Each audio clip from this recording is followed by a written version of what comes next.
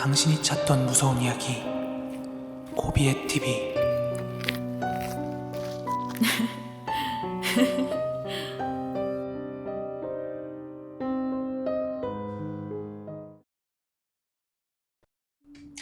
이 얘기를 제가 예전에 한번 했던 것도 같은데 잘 기억이 안 나가지고. 저도 기억이 잘 안 나거든요. 네네. 그래서 네. 그냥 다시 한번 보완해서 가지고 네네. 와봤어요. 네.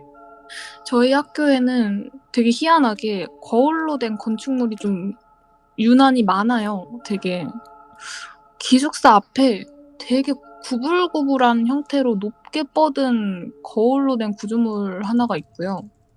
그리고 그냥 기다란 거울로 된 게 커다란 거울 4개?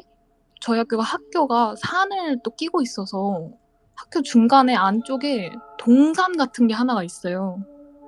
거기에 아까 말씀드렸던 거울들 4개랑 똑같은 거울이 7개 정도? 네. 그렇게 세워져 있거든요. 근데 그런 것들 말고도 거울로 된 게 좀 자잘자잘한 게 좀 많아요. 그래서 학교랑 되게 조화가 막 그렇게 잘 되는 것도 아닌 것 같은데 거울 구조물들이 되게 많아서 입학 시험을 치러 올 때부터 되게 희한하다고 생각을 했었는데, 들어와서 이제 선배님들이 입을 모아서 말씀하시기를 원래 학교가 이 터가 원래는 저희가 서울에만 학교가 있었어요. 네. 캠퍼스가. 근데 이제 지금 있는 지역으로 땅을 되게 싸게 매입을 했대요. 네.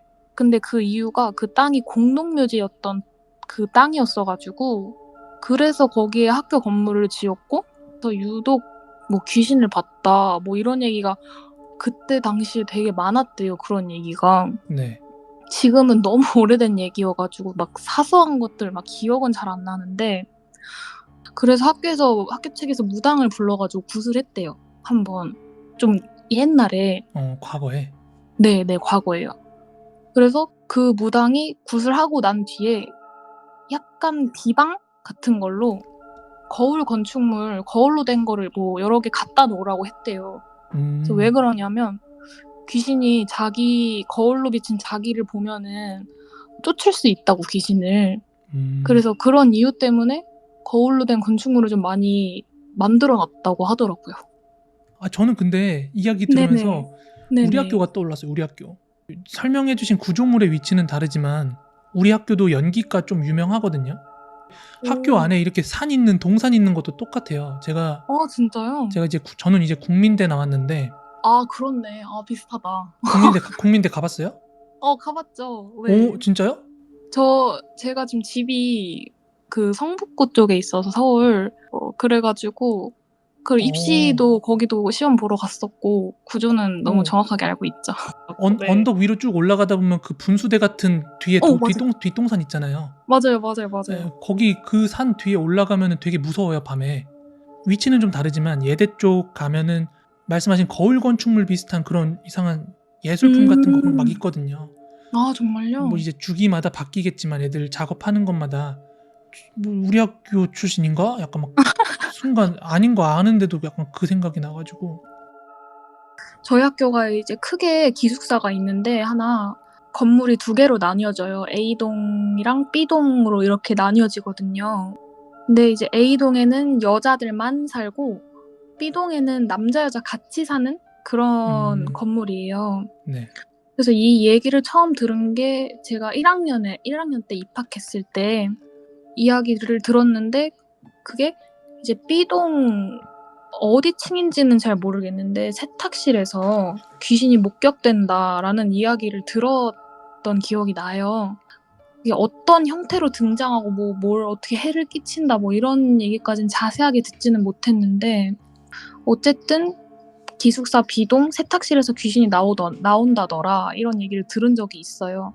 네. 그래서 그 얘기를 들은 지 얼마 안 지나서 그때 당시에 친해졌던 탁과의 언니 한 명이 있었는데, 이 언니도 기숙사에 살고 있었고, 저는 이제 친해지고 그랬으니까 이제 이 얘기 저 얘기 막 하다가 혹시 기숙사 귀신 들어본 적 있냐 이렇게 물어봤어요, 언니한테. 네. 그랬더니 이제 그 언니가 자기 얘기를 해주더라고요, 사색이 되면서. 그 생각해보니까 이 언니도 기숙사에 살고 있고 또 공교롭게도 B동에 살고 있던 게 딱 생각이 나는 거예요, 그때. 그러니까 당연히 이제 B동에 있는 세탁실을 언니도 사용을 했겠죠. 네. 그래서 언니가 얘기를 하는 게 어느 날 저녁쯤에 빨래를 하려고 세탁실로 갔대요. 근데 사실 이제 저녁에 빨래 잘 안 하잖아요. 너무 시끄럽기도 그렇죠. 네. 하고. 세탁실이긴 하지만 어쨌든 같은 층에 세탁실이 있는 층에도 기숙사 방들이 여러 개 있고 이러니까. 근데 늦은 시간이었는데도 빨래를 했던 게 그날 그 시간대가 아니면 도저히 빨래를 할 수가 없는 그런 바쁜 날들이 너무 이어지고 있었어서 어쩔 수 없이 세탁실로 갔대요, 그날. 그래서 빨래를 들고 세탁실로 들어가서 빨래를 돌리고 앉아서 기다리고 있었대요. 근데 이제 작업이 너무 많고 피곤하고 이러다 보니까 그냥 멍하게 세탁기를 이렇게 보고 있었는데 이렇게 그냥 다른 곳을 보고 있어도 양옆에 시야로 뭔가 보이는 아, 네네. 그런 옆눈 아시죠? 주변 시야. 네, 맞아요. 주변 시야요.